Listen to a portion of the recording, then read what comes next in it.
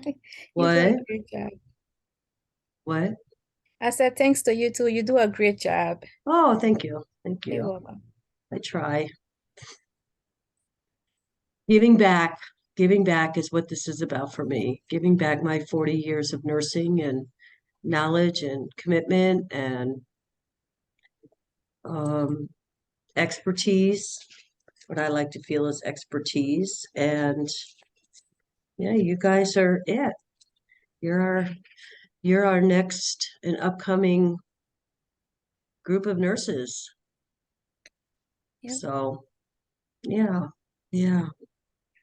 All right, so week 6, halfway done. We got an exam next week. Okay, I'm gonna turn on the homework grades this weekend. I don't really usually have a lot of issues with homework. I have assignments missing here and there, but I try and stay on top of you guys. And you know why we turn the homework grades on, right? We turn the homework grades on so you can see how your homework is affecting your overall grade, right? If you're handing stuff in and it's getting graded and it's good work, then you're going to see your grade go up.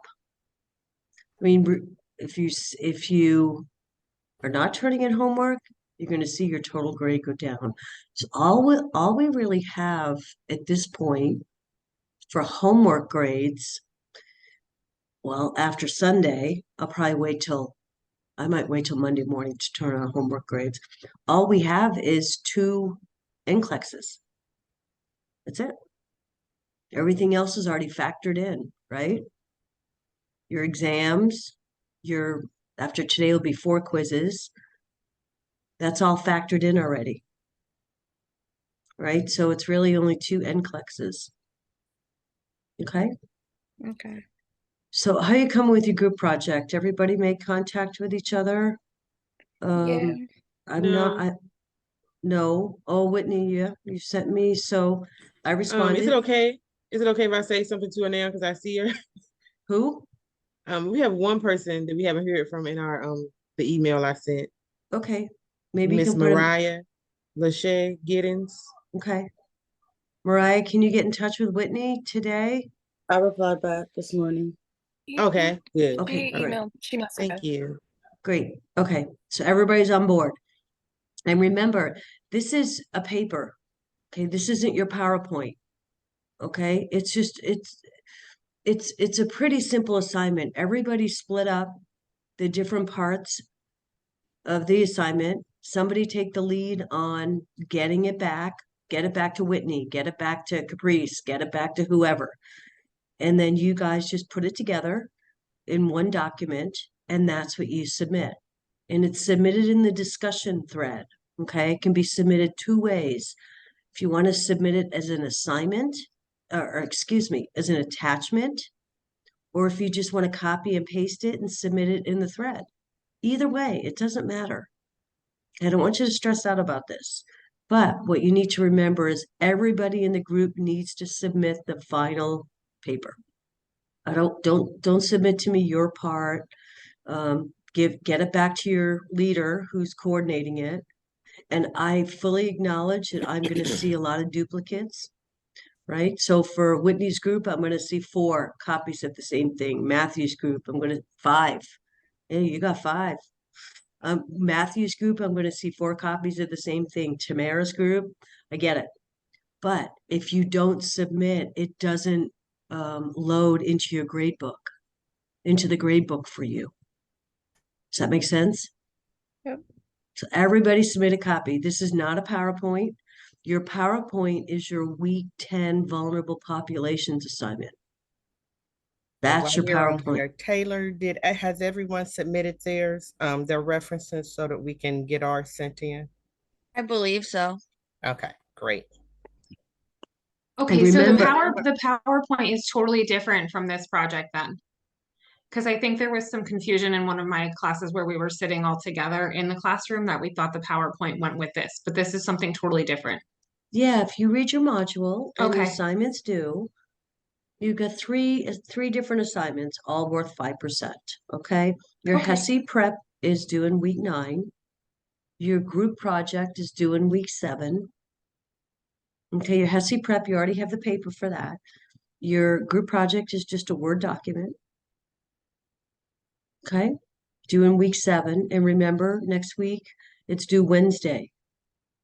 Right? It's due Wednesday so that you have a couple of days to respond to your peers.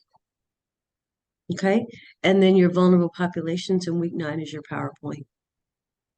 And it's really an extension of your week 1 discussion question where you picked a vulnerable population in your community and you do a little bit of research about them.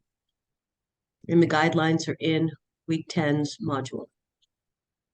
Does that make sense?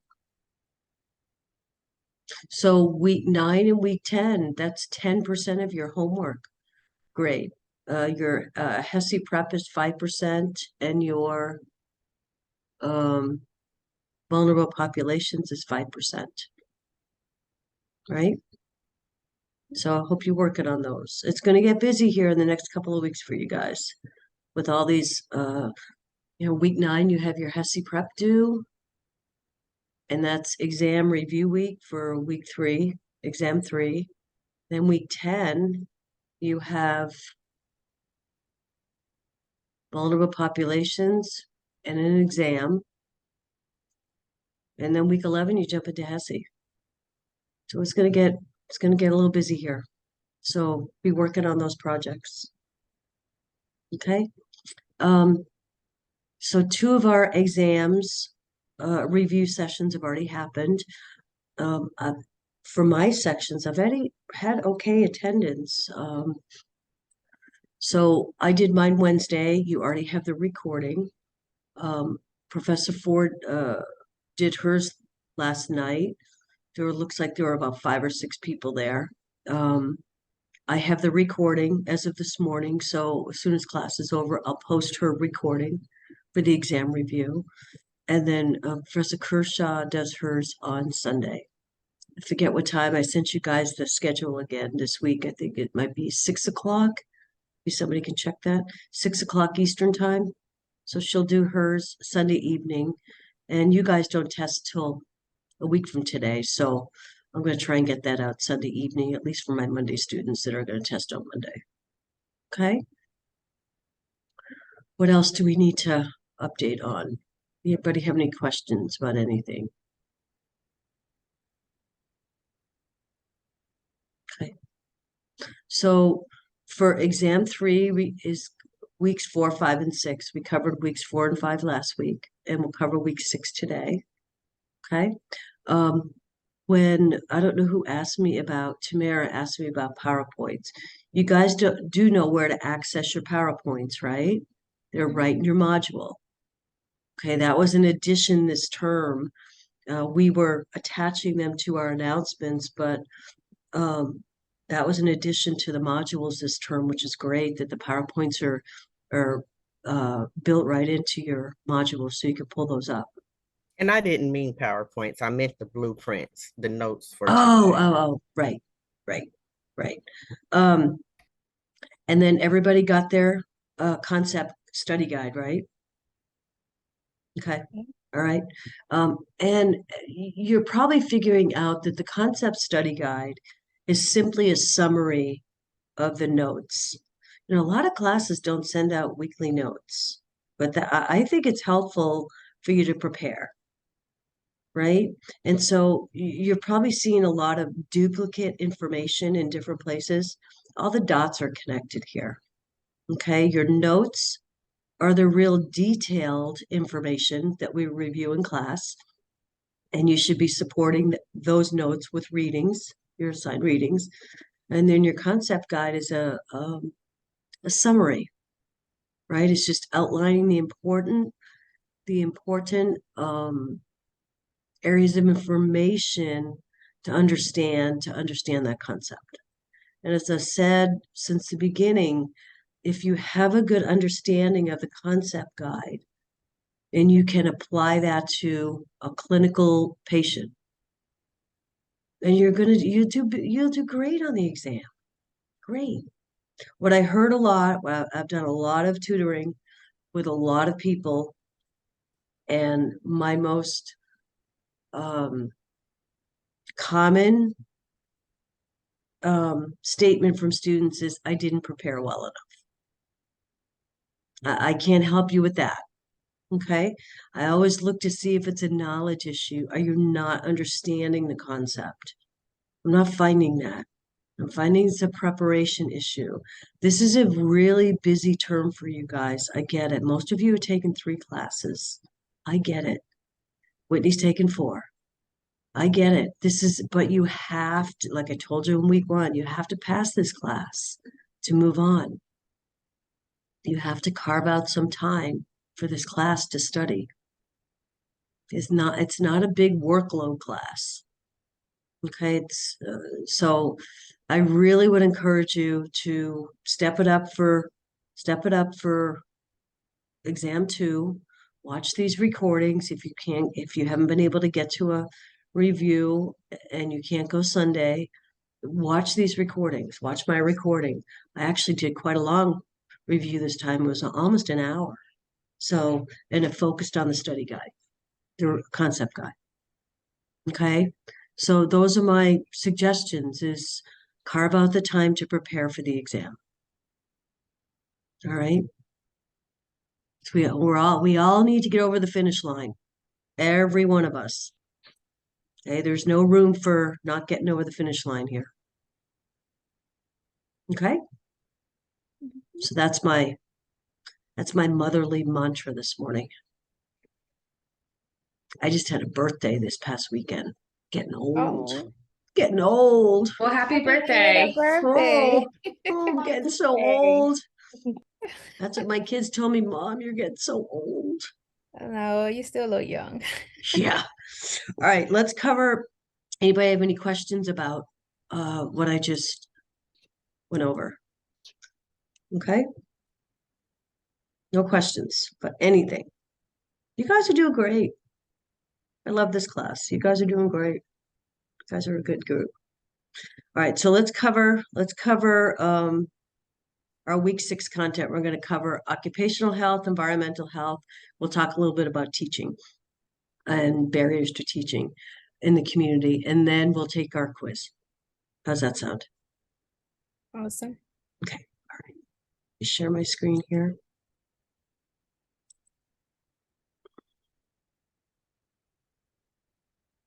Okay, everybody see my screen? Yep. Okay. Okay. Oh, I want to go and hang on.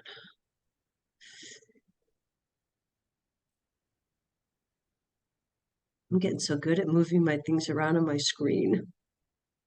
I didn't know how to do that. All right, let's see. I want to go into our. Hey, this is a good reading. This is a good summary of environment. It's in your module if you haven't read it yet. What is occupational environmental health? So think about it. Think about it, guys. They're lumped together, but they're kind of separate. Let's talk about occupational health for a minute.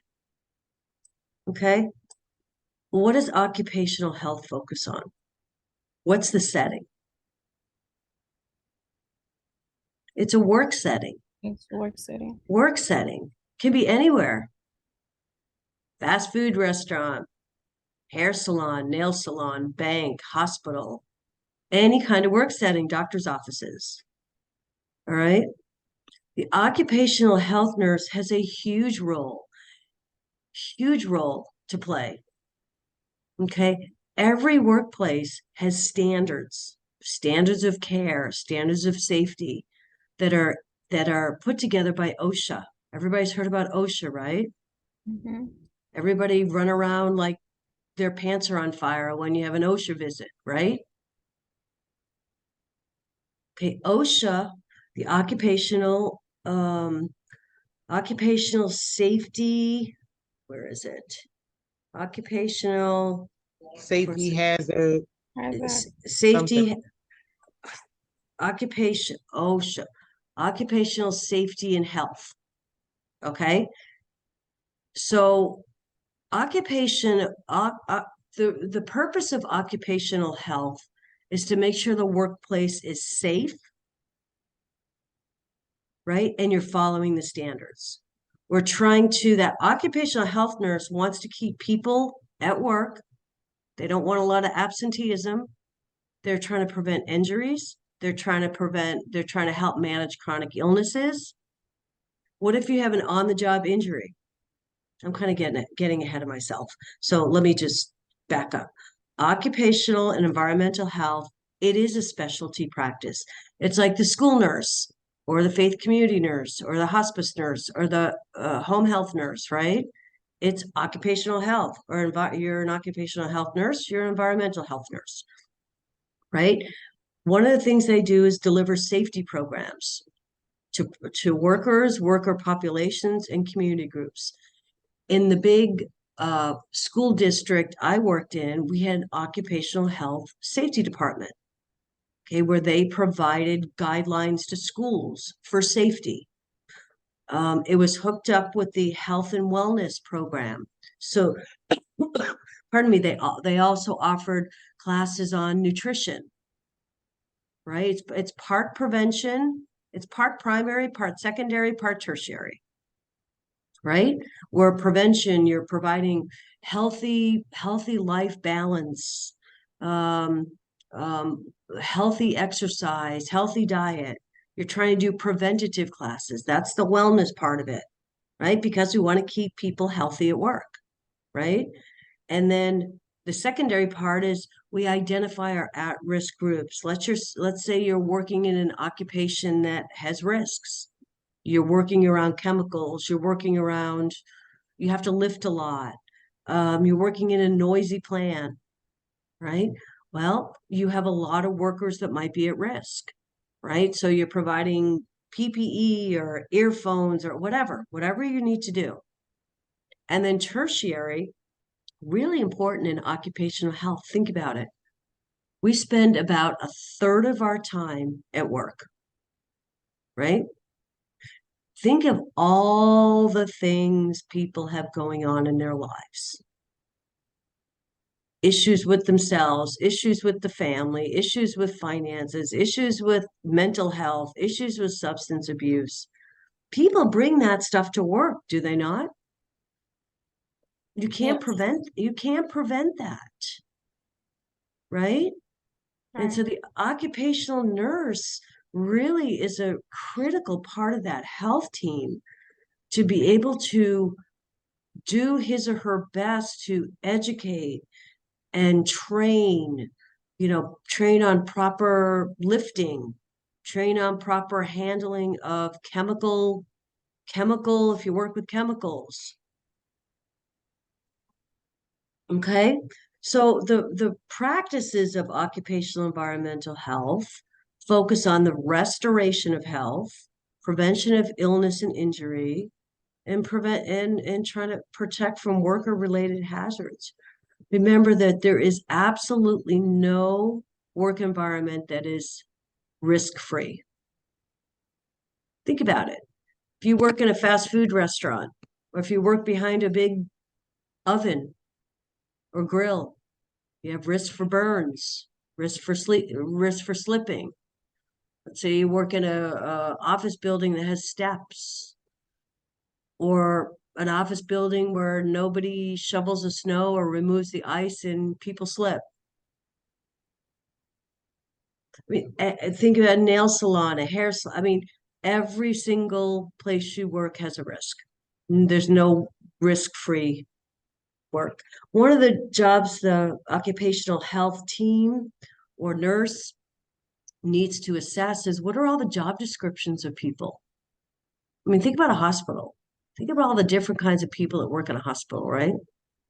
Doctors, nurses, transport staff, food service, environmental services, maintenance. Think of all the risks that come with all those different jobs. Occupational health is real, like I said, an important part of the health team. I mean, if you have people that are getting injured on the job, think about it. They're out of work. You have to find somebody to replace them. Who knows how long they're going to be out of work? When can they come back? Can they come back on limited duty? Can you find something else for them to do? It's a real problem. Okay? So there's some roles that occupational and environmental nurses have. One may be a case manager. Think of all, when we've talked about case management, that is the coordinator, right? The coordinator of care or the coordinator of the situation, right? Think about what the case manager needs to do. Let's say somebody's injured on the job. They may be in touch with the doctor. They may be in touch with the HR to get all the paperwork filled out. They may have to be in touch with the particular department. What are you going to do to replace that employee? Okay. They have to work with workers' compensation, right? Short-term disability benefits, whatever. But think about all they have to coordinate. Okay, so an occupational health nurse may function as a case manager.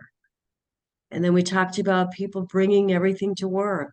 They may act as a counselor or crisis intervention.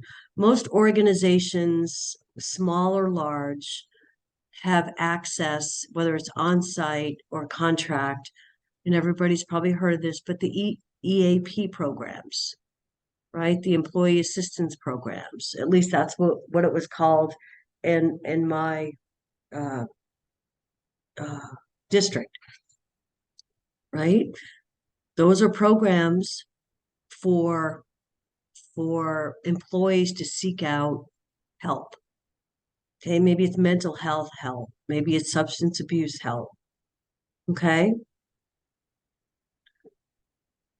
because you are gonna have employees that work in your organization that have issues. Look at all the workplace violence recently in the last 5 years. Okay, that's people unable to really cope with what's going on. They bring it into the workplace, right? Health promotion, risk reduction. That's the best case scenario, right? It's great if you can operate in that mode, right? Because that's your primary interventions. We want to promote good health, promote good health decision making, reduce risk, encourage positive lifestyle changes, lower the risk of disease and injury, right? So that occupational nurses, one of her goals is to help her employees learn how to balance work and family, personal health, social concerns, psychosocial concerns. Maybe they're doing smoking cessation teaching, exercise, fitness, nutrition, weight. There's lots of different things. Okay? I always use the example of, a CEO of a company notices that they've got a lot of absenteeism. Can't figure out why. He asks the occupational nurse, could you do some investigation and figure out what's going on here? Well, she determines that it's a group of employees that have diabetes and they don't have access. So she gets with these employees and it becomes an issue of some don't have access to insulin, some don't know how to take their blood sugar, some don't know how to manage their disease. So then she works with this particular group to try and educate them on how to appropriately take care of themselves with the goal of getting back to work full time and not being absent. That's a good example. Does that make sense?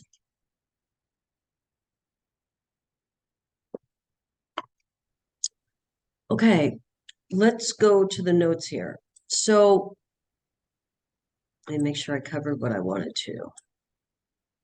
So that occupational nurse, think about your nursing process. She's conducting an assessment.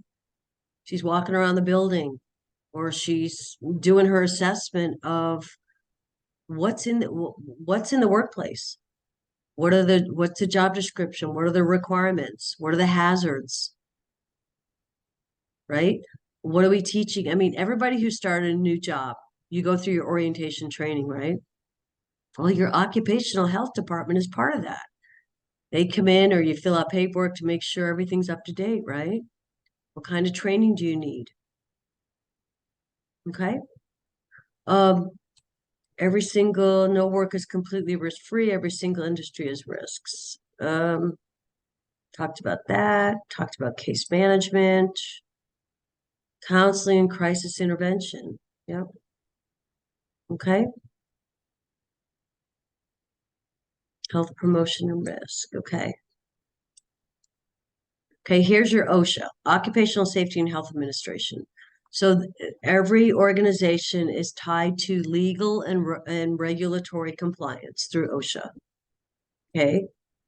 They have regulations, guidelines of what each workplace needs to follow. And if there's something going on in your workplace, or there's maybe an unexpected death in the OR, OSHA will investigate. Okay, they're responsible for you implementing the safety protocol. Here's some examples. Primary: teaching coping mechanisms, providing healthy diet education, educating on the use of ergonomic lifting or protective equipment. Have you seen people that have that ergonomic workstation where they stand part of the day and they sit part of the day? That's all part of safety monitoring. Maybe secondary, you're screening for hearing loss. Let's say you work in a large, noisy plant.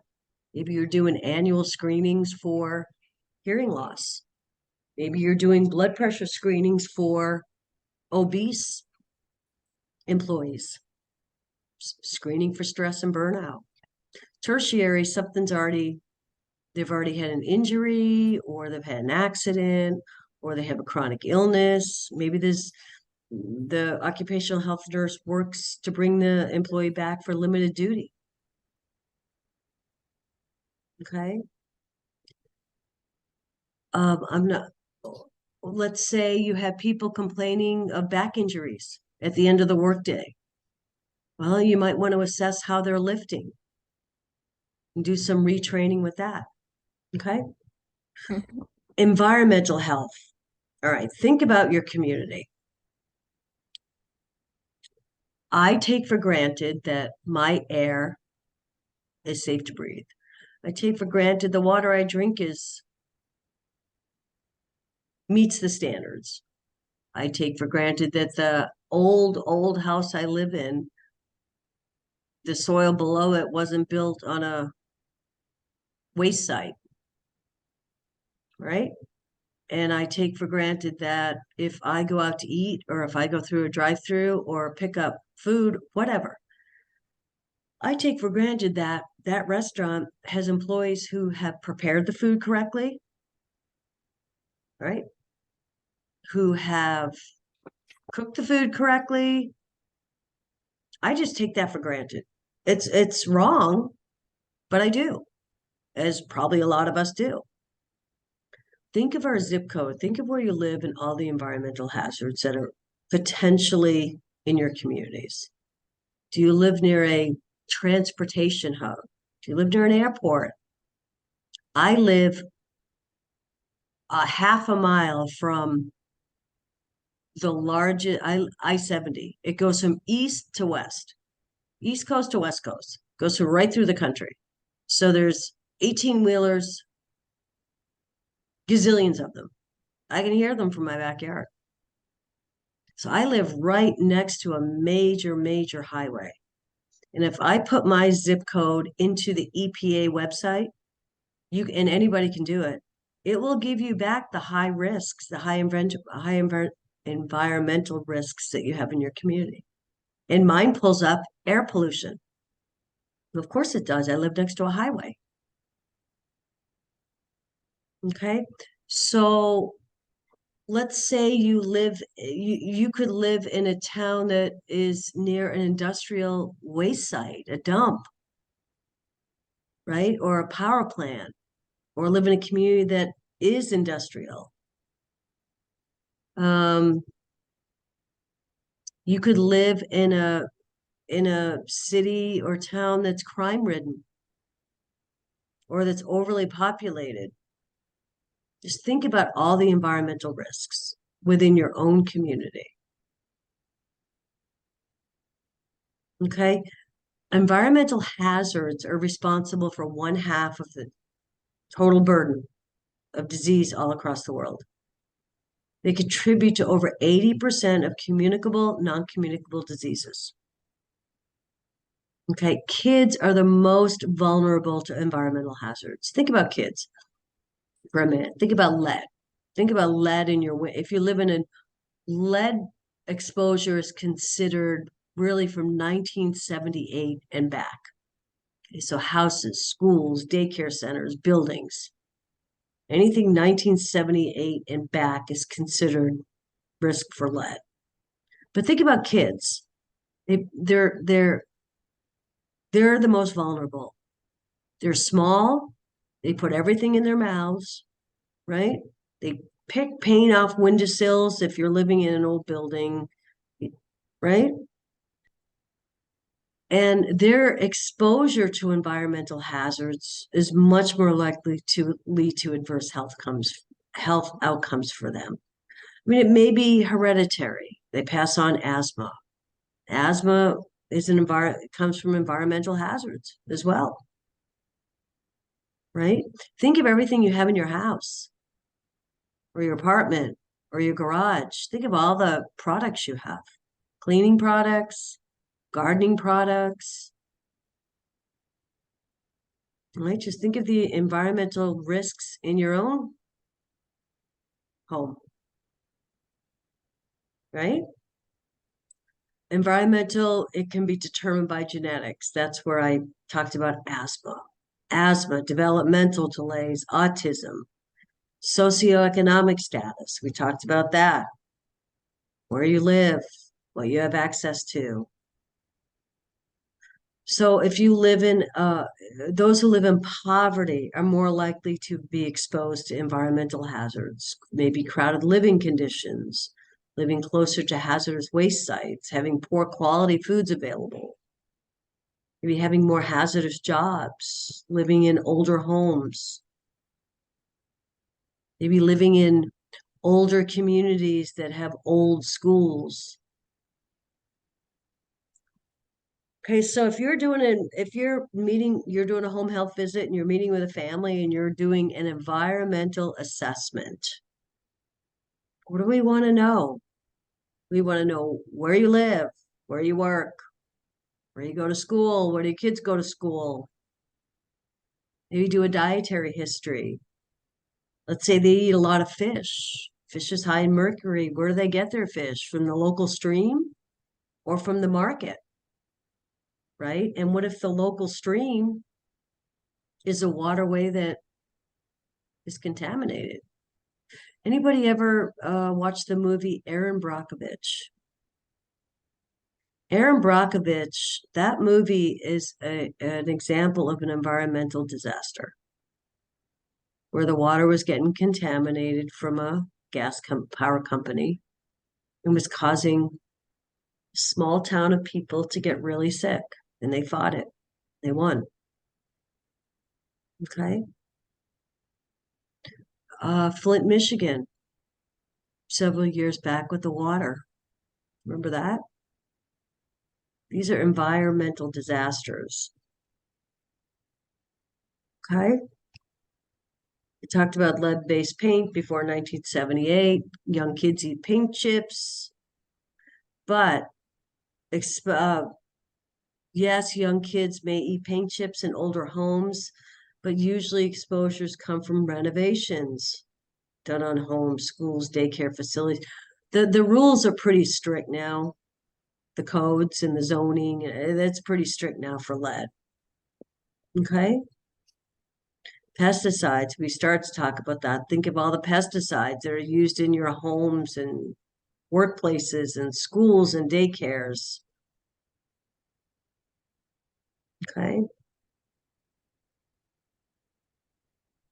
30 million Americans drink water that don't meet the EPA standards. Everybody knows what EPA is, right? Environmental Protection Agency. They're the big governmental federal agency that monitors all of this. Okay? 30 million Americans drink water that does not meet their standards. And 50% of Americans live in areas where the air quality is poor. I'm one of those. Okay? So when we think of environmental hazards, we think of four things. We think of air, water, soil, and food. Those are your biggest four contaminants.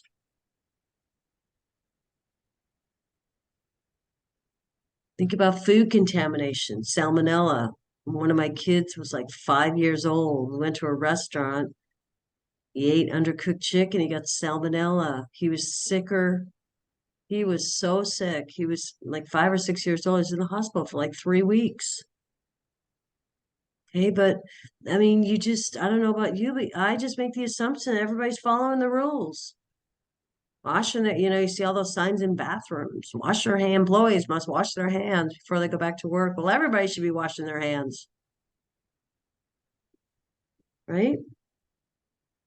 And through the EPA, we can get consumer reports. We are entitled to know what's going on.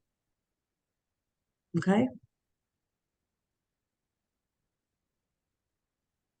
And here's where you can put your zip code into their website and see what comes up. So, what kind of environmental hazards are in your communities that we haven't talked about? Think about it.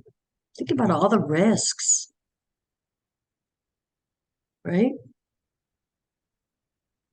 What about if you have poor roads? There's What about not really anywhere exactly where I live at, but I do know on the west side of Cincinnati, there's an area where they have a lot of car accidents, and unfortunately, someone that I know recently died in this certain area because I don't know if it's speeding, if they need like speed bumps on the street to slow people down or what, but this area, like in a month's time, 3 people died in this same spot. There's hazards in every community.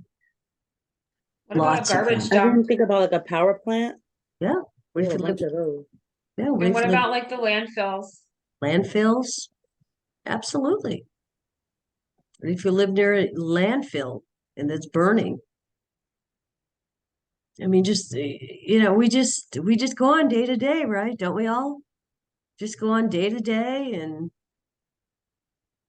do our daily life, but there's so many hazards in our communities.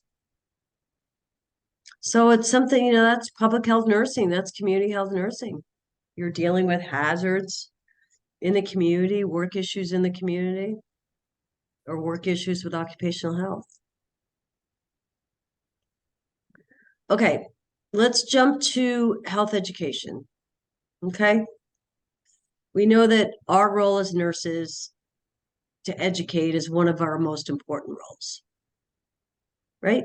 Across the board. We use education to promote health, prevent illness and injury, improve health decision-making, and our ultimate goal is we want patients, clients to take responsibility for their own care, right? When they take personal responsibility, they're much more effective at making changes.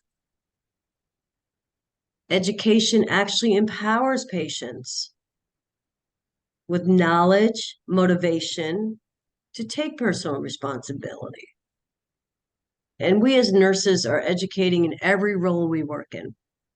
Actually, we're kind of the go-to. We educate everybody, right? We educate our families, family members. We educate our kids. We educate our coworkers. Everybody always comes to the nurse, don't they? For questions and concerns. We're like the go-to. We're always educating. One of the most important barriers to learning is low literacy. And I don't say that condescendingly, but low health literacy is one of the biggest health-related barriers, right? We often deal with populations that who are illiterate or have low literacy levels. And in these cases, clients it may be a cultural barrier, right? It may be a language barrier. It may be that the client's embarrassed to admit they can't read, right? Lots of barriers. So if you have a client that you're assessing whether they can read and comprehend, one of the nursing interventions is to provide them some kind of a reading material that they can read and see if they understand it. Right? Because a lot of patients will do the head fake, right? Yeah, I get it. Just give me the paperwork, let me go home, right? But do they really understand what's going on? What do you do if you have what do you do if you're working in a clinic and somebody comes in and their first words are no speak English? What do you do? You probably get like an interpreter. Yeah, try and find an interpreter, right? That would be the first thing to do. But, if that's not available, maybe there's a family member that can help, right? Right. The other thing is motivation. A lot of people aren't motivated to learn. How do you motivate them? Well, how do you motivate your kids? How do you motivate anybody to do anything? Well, they have to understand the importance of their disease or their injury or their condition, Mhm. maybe what the long-term impacts are. You have to find a way to motivate them to get better, right? The advantages of getting better, the disadvantages of not getting better. Here's what's going to happen if you keep drinking. Here's what's going to happen if you keep using drugs. Okay? Sometimes it's hard to motivate people, right? What do they need to know? What are the adverse outcomes if they don't correct something? Or if they've had heart surgery and they don't think they need to go to cardiac rehab, right? Or they've had back surgery and they don't think they need to go to PT. Okay? In reality, education and motivation pretty much go hand in hand. Absolutely. Absolutely. And when you're educating, you need to know your group. When people say you got to know the room, you have to know who your audience is. What are they? I mean, are you teaching people that may be hearing impaired, maybe vision impaired, maybe are aphasic, maybe they're kids? I mean, when I was in the schools, I could start the day off in a preschool talking about hand washing and end up at the end of the day in a high school talking about drug prevention. I mean, who's your audience? How are they motivated to learn? How do you keep them engaged? And what do you do if you have a group of people that aren't motivated? I mean, teaching is our career. And so, couple of kind of formal things with regards to teaching and learning. People learn in 3 ways: visually, what they see; orally, what they hear; and then kinesthetic, what they do. Right? So for me, I'm a kinesthetic learner. Okay. When I have an issue with my clicker on my TV, I got to call my kids. I can't figure it out. And they can't tell me on the phone what to do because I don't get it. I don't get it. They have to come over and physically show me. Hang on one second. Show me physically what to do. They can't tell me on the phone what to do. All right. I don't understand it. Okay. So we all learn in different ways. And then there's different domains. There's 3 different domains. We all possess these 3 domains to learn, but one of these may be more prominent for you. I know for me, it's psychomotor.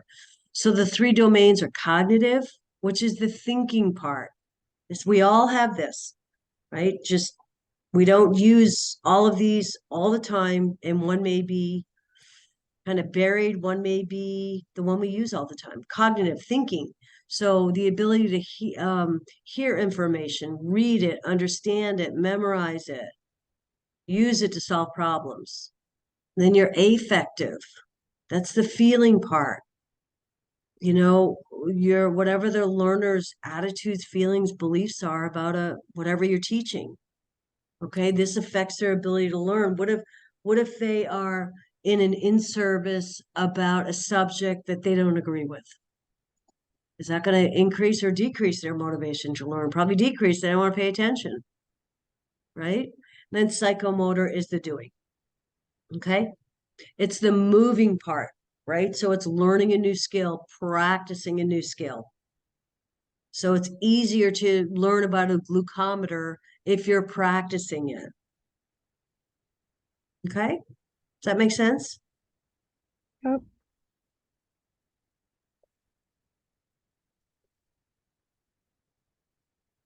So a couple of other things about patient education. It's essential that we coordinate, right? Think about it. If you're discharging a patient and they need home health equipment, or they need PT or OT or medications or whatever, right? It has to be developed collaboratively. When do we start planning for discharge? At On admission. admission, On admission, on admission, yes, right. The ultimate goal of patient education is the prevention of illness, promotion of wellness, restoration of health, right? We teach about diseases, disorders. We help prepare for surgery. We move towards self-care. Patient education is one of the most important roles of the nurse. Okay?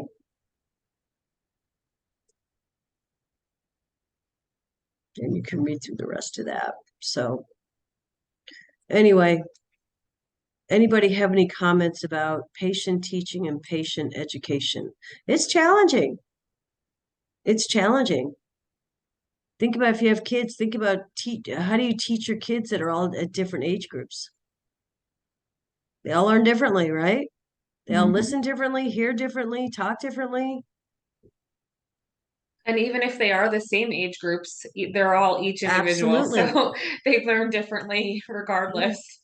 One of my daughter-in-laws is a first grade teacher, and I talked to her last night, and they just started school this week, and she said, I have 26 first graders, and every one of them are different in their own little way. I can't imagine being a first grade teacher, but knock yourself out. But yeah, I mean, think about it. That's all we do in our career. Not all, but most of what we do in our career is education, right? That's a big part of what we do. So we have to understand our audience. Have to be able to shift our teaching methods, strategies, length of time. Lots of things go into it. Okay. Okay, so let's go on and take quiz 4. Let's see. It is trying to get my time zone here. It's 9:50, right? East Coast. 8:50 Central. So let's take 15 minutes. So 9:50, 10:05. Yeah. Okay. So your exam is ready. Open it, take it. Quiz. I don't need to know when you're done, but stay on camera till you take the quiz. You can go off camera after you take the quiz. All right. And be back I'm here. I'm just going to turn my camera off. And we'll get back at 10:05 and we'll review the quiz. How's that? Okay. Hopefully I opened it. It's open, right? Can you guys take it? Okay, good.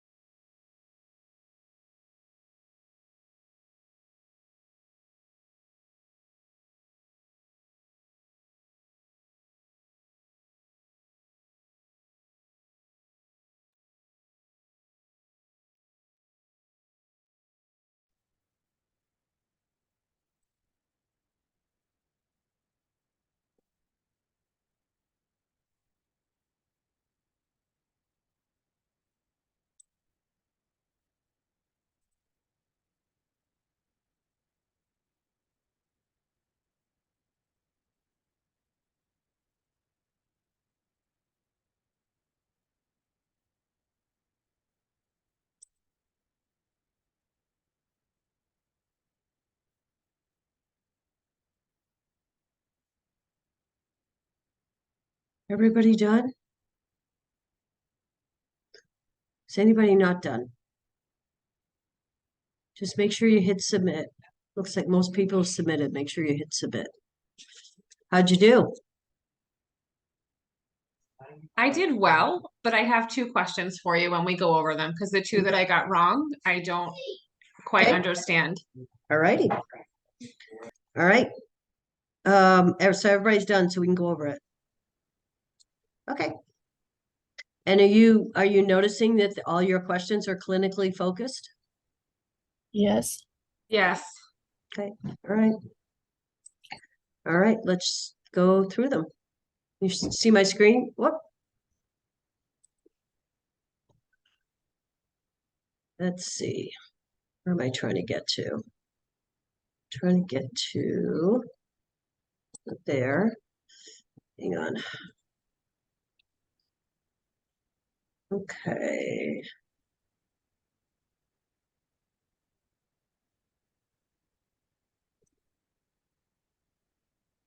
All right, here we go. All right. Number one, which statement is true regarding children and environmental hazards? Their proximity to the ground increases the risk for toxic exposure. Yep. Everybody understand why that's the correct answer? Because Okay. the rest makes them not vulnerable. That's the only one that makes them more vulnerable, which they are. Mm-hmm. Mm-hmm. Right. Exactly. The rest of the answers are incorrect. Number two, during a home health visit for a pregnant client, the nurse notes the client's husband regularly uses pesticides at work. Which nursing intervention is a priority? Now, before you answer that, what's the important word? What's one of the important words in that question? Priority. Priority. Priority. Okay, so this is a good example of a question that if you see more than one answer that could be correct, what do? And it's not a select all that apply. What do? Go back and look at the question, see if you missed a cue, a phrase, a word. In this case, it would be priority. So what's the right answer? Remind husband to remove work clothes outside and do not let his wife handle them. Right. She's pregnant. That's that's the priority. Right? The other three could be, you could be doing those as well, but that's not the priority. The home health nurse works in a community with high rates of complex chronic illnesses and neurological disorders.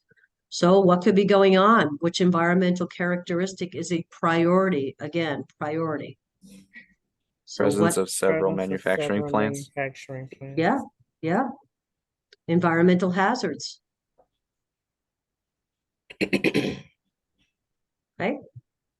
The nurse is reinforcing education about the diabetic diet. Which client statement indicates a barrier to learning? Okay, so with this question, this is what we call a negatively asked question. Questions are asked positively and negatively.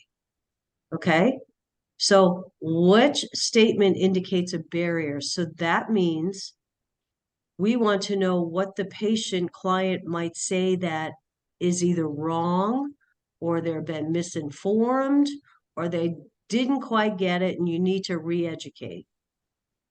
Want everybody to understand a negatively asked question. Okay, so you're looking for something wrong. Somebody says something wrong.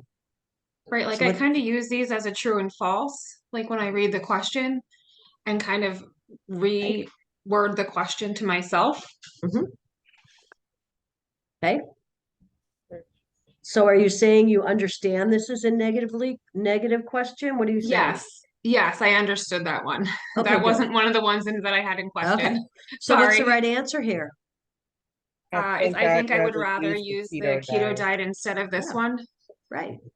That tells you, well, keto diet's number one, we know are not used with diabetics, right? So they didn't hear you. Okay, so you have to re-educate on why that's not a good choice. Which nursing intervention will enhance the learning for a client who speaks English? as a second language. Read a pamphlet in the client's primary language. So this is the one that I got this one wrong. And Okay, I just have a question on this because Yep. if it states that English is their second language, which to me, and maybe I'm just reading into too much, I would think that they understand a small amount of English if it's their second language. So I picked include the family in the teach back session. I was Mm. just thinking from a How do you nursing know that- standpoint, like, how do you Sorry, know go that ahead. how do you know that they already know a small amount? Does it say that in the question? no, it just says as a second language. So I thought, like, in my mind, like, if I knew Spanish as a second language, I would know some Spanish, but I might not be able to carry a full conversation. Does the So I question would- give you that information? No, I guess No. not. No, the question doesn't give you that information. Here's another exam tip for all you overthinkers. Yes, that's me. All the information you need to pick a correct answer is in the question.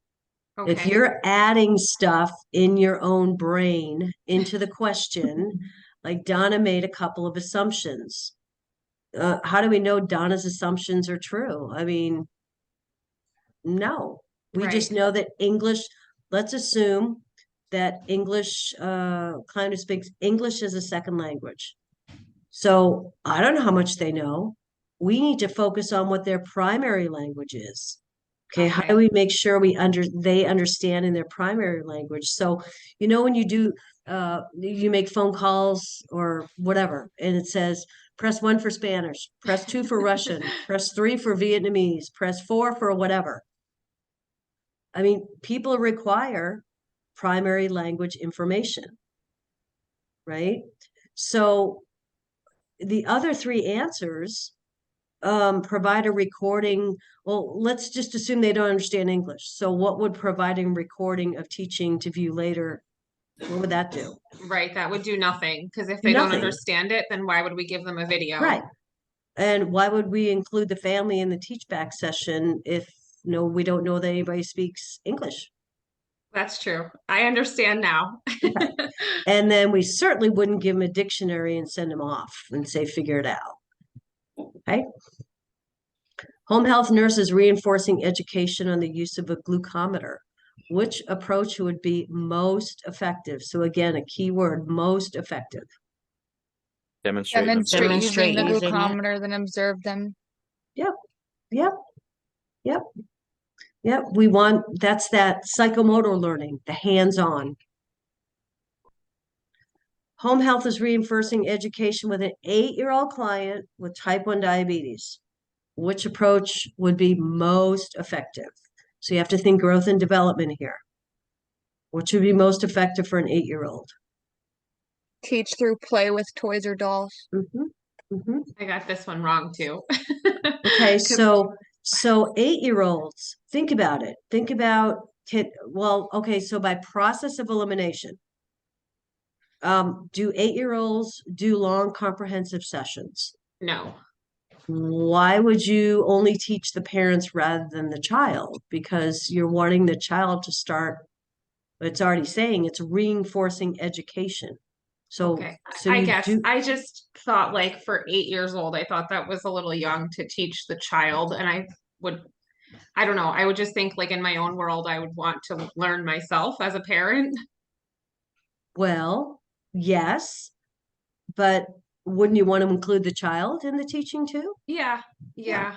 So I can tell you from school nursing, 8-year-olds, a lot of 8-year-olds take care of themselves with diabetes. True. Yeah. Yeah. So you don't want to exclude them. 8 years old is what, 3rd, 4th grade? They want to start participating. They want to learn how to do it themselves. An 8-year-old really isn't going to probably function learn a lot through a written pamphlet, No. right? And when I teach kids to give their own shots, we do it through pillows, the little pillows or dolls or whatever. That's the way they learn. Which nurse, do you understand, Donna? Yeah, Yes, thank you.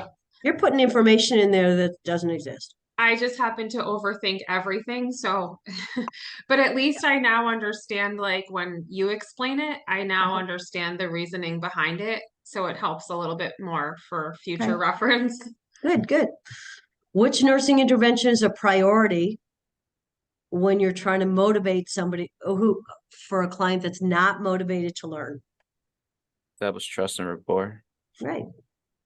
That's first and foremost with all of our interactions, right? With clients. Hmm. Doesn't matter what their issue is, how old they are. We have to establish trust, right? Think about the nurse who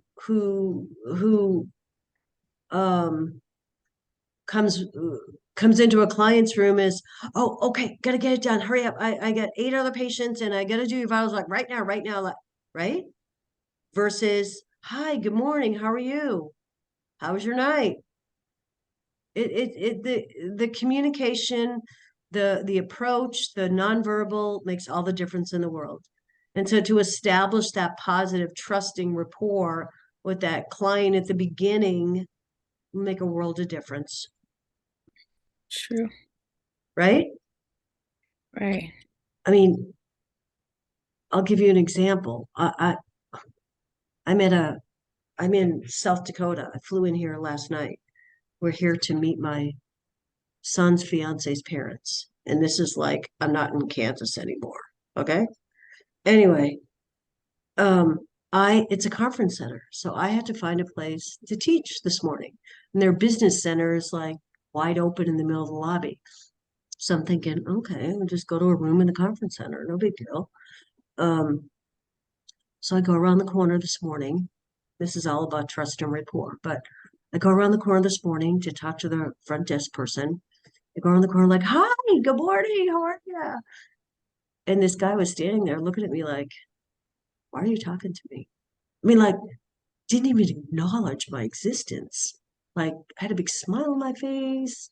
Hi. He was just looking at me, looking like right through me. And I'm like, okay. yeah. He goes, yeah, can I help you? I go, is there a little room I could use to teach? He goes, we don't have a place for you. It was just the most awful. Here I am. Hi. He didn't want anything to do with me. Anyway, He so was being rude. yeah, it was just that first impression of, ooh, you're not going to be helpful. Anyway, whatever. And as nurses, we are social, we are typically upbeat, positive, right? That's just the way we roll, right? So anyway, it was, dude, Some nurses, sorry, what? some nurses are upbeat. Most are upbeat. Because Most. I've met many that are very rude and don't want to deal with you. I know. But our new generation of nurses, like you guys, are not going to be like that. We're going to establish positivity, trust, rapport, right? Right. Oof. Okay, the occupational health nurse is caring for a client who reports lower back pain that is worse at the end of the workday. What should be her priority? Lots of clues in Assess that lifting. question. What are we going to do, Tiffany? Assess lifting techniques for safe body mechanics. Yes, this could be an issue. They're lifting the wrong way, right? We wouldn't be suggesting massage therapists. We wouldn't be recommending medications, and we wouldn't be advising for a medical evaluation. First and foremost, let's just assess how safe they are at work. And they may need some re-education with lifting. Properly lift. Which statement is true regarding the scheduling of client education? Do we When do the it client on is our most schedule or their schedule? Theirs. Their schedule. Their schedule. Maybe they're more motivated to learn if they're more comfortable waiting till the afternoon and having their family members there. Certain cultures do that, right? It should be on their schedule. What is when the client is most comfortable? Okay. So how'd you do? At least with the ones you got wrong, do you understand why you got them wrong? Yes. Yes. Okay.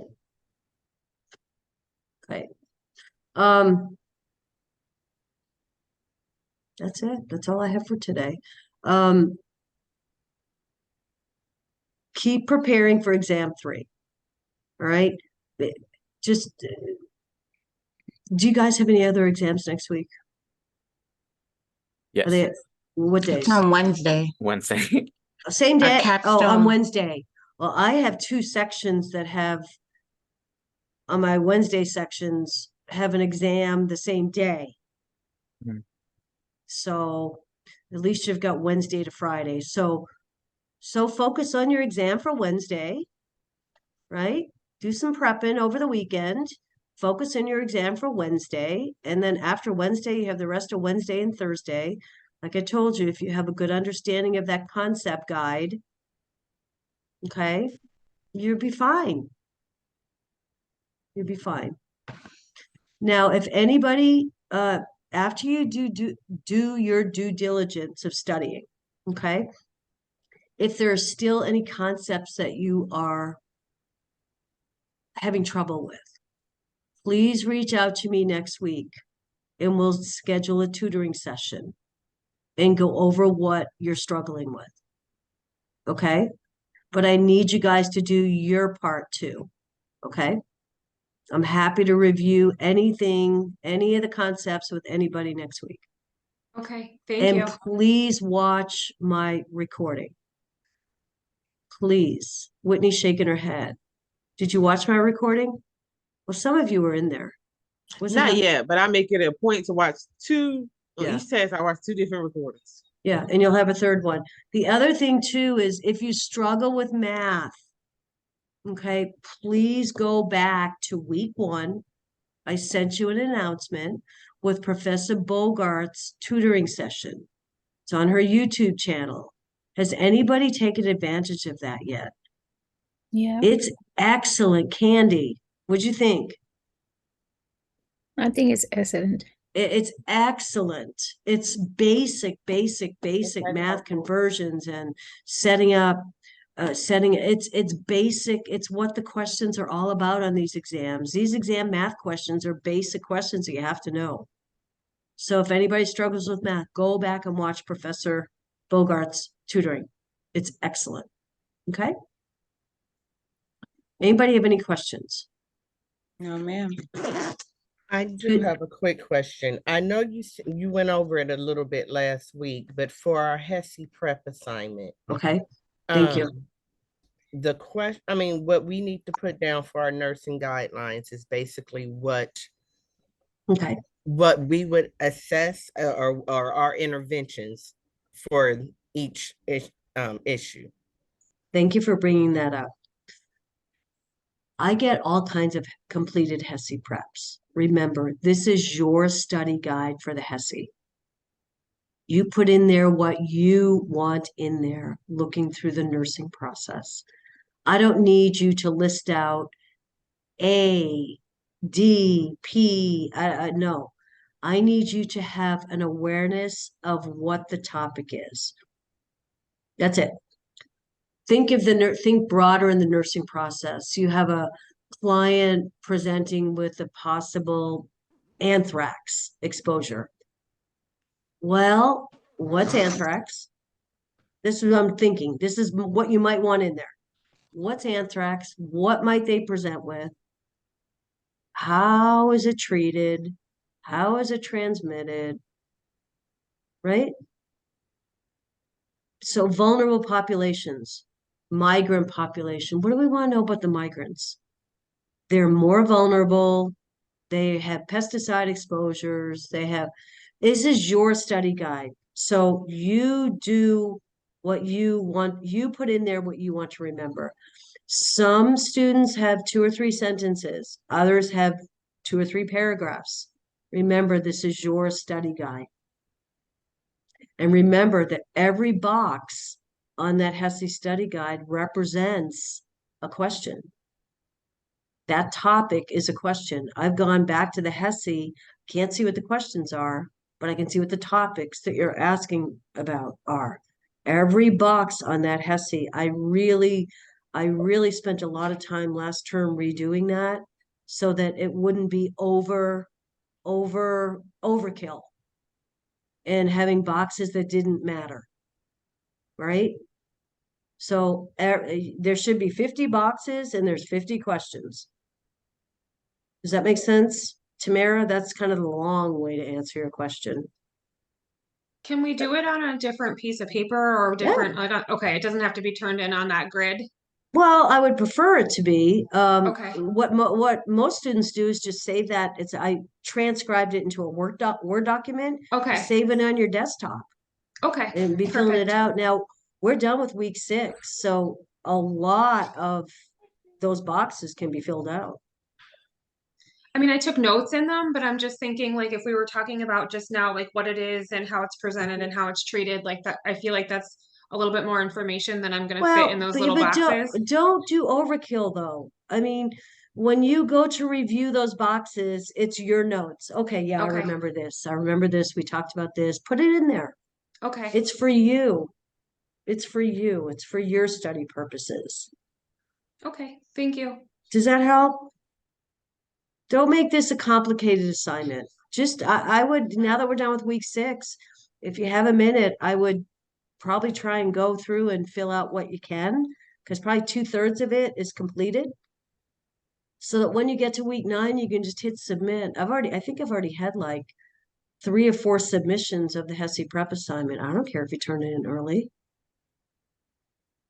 It's for you. I just don't want you to start week 9 with a blank document. Because then you're going to have to go back and say, oh God, what week did we cover this in? Where do I have to go back to? Yeah, I'm just trying to help you guys out with time saving, right? As you're preparing for your HESI, this is the document you're going to be using. Okay? Does that help? Yes, greatly. And then when we do our HESI review, we'll schedule some HESI reviews in week 10. Unfortunately, you have an exam, so it's going to be an extra kind of review session if you want to go to. We'll go through, we'll think about, okay, what questions do we think they're going to ask? You know, with these different subjects or different topics. We'll try and problem solve. Why are they asking about what do they want to know about anthrax? What do they want to know about level 1, 2, 3 disasters? So we'll do that in week 10. Okay. Okay. So everybody enjoy your weekend. Again, this exam, you've got all the information in front of you, what you need. Okay, it's just a matter of spending some time and studying. Focus on that big exam on Wednesday. And then study for this exam Wednesday, Thursday, Friday. Or Wednesday, Thursday. And then call me if you need, reach out if you need to meet. Okay? Okay. To see everybody. Thank you. Have a good weekend. Yeah, have a good weekend. Well, I'm up here in South Dakota, but I'm going home tomorrow. Woo! Different way of life. So it's all good. It's supposed to be 106 here today. Oh, yuck. yuck. How does it get hot up here? Like I'm in Colorado and it's warm there, but like I thought like the more north you go, I don't know, 106 today. Go figure. Anyway, we're going to go toward the farm.